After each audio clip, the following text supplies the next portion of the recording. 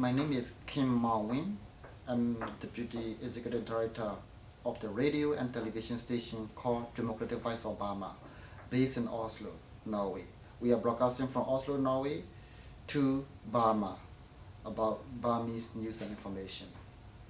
Is it not possible to have a station, a television or radio station inside of Burma? In Burma, all the media, especially broadcast media, radio and television, and newspaper also, controlled by the government, there is no possible at all to establish free independent media in the country.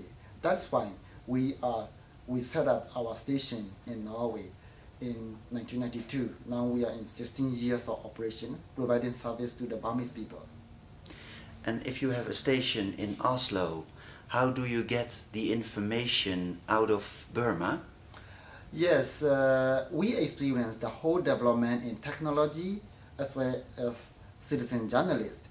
We have hundreds of citizen journalists in the country who are willing to provide news and information, but at the beginning it is very difficult because we have no technology, we have no communication. But nowadays, technology is becoming cheaper, like a mobile phone communication, internet, even though the Burmese military government strictly control this technology, but still possible for some people to use it. But for us, we make our own investment in the country, such as providing mobile phone, and then internet access, and laptop computers, portable cameras, and video photo cameras.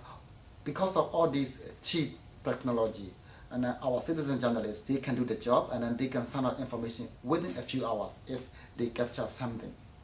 Could you say that citizen journalism is maybe the most important form of journalism in Burma in order to get reliable information out of the country? That's right.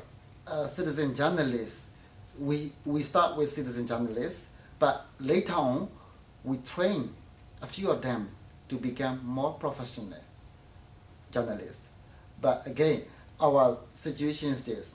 We have hundreds of citizen journalists. Out of these people, we train about 20, 30, 40 to be more professional, to do more professional work. So our situation is like combination of semi-professional journalists and the citizen journalists. So they are the ones sending information to us. Now you are in Oslo and you are getting the information out of Burma, but the people who collect the information in Burma, I can imagine that is a dangerous job for them.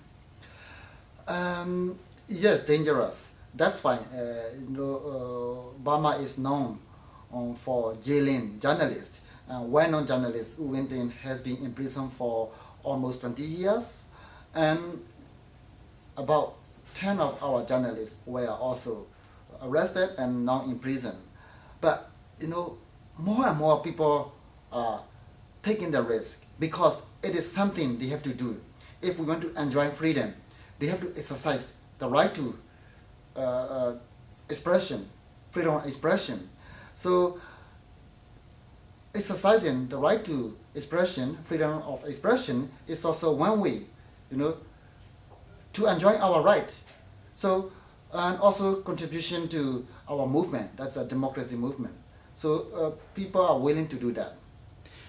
Have you any idea how many people inside of Burma you are reaching with the broadcasting of your television? We have both radio and television.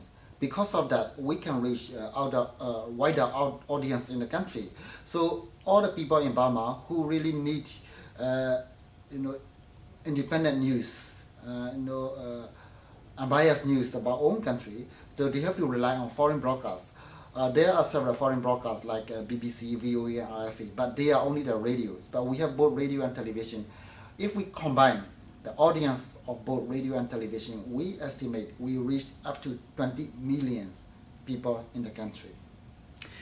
Do you think that it is a job you have to do for a very long time, or are you hoping that there will be a time that you can do your work inside of Burma instead of in Oslo? Yes, that is our hope. We are just temporarily being based in Oslo, but of course it has been 16 years. But in the near future, we hope we will be able to move back to Burma. But even though we are physically in Norway, about 6,000 kilometers far from our home country, we have large network and operation in the country. We are just making processing in Oslo, broadcasting facility in Oslo. But the real work, real information, real network is in the country already. So in that way, we combine Oslo facilities and our network in the country.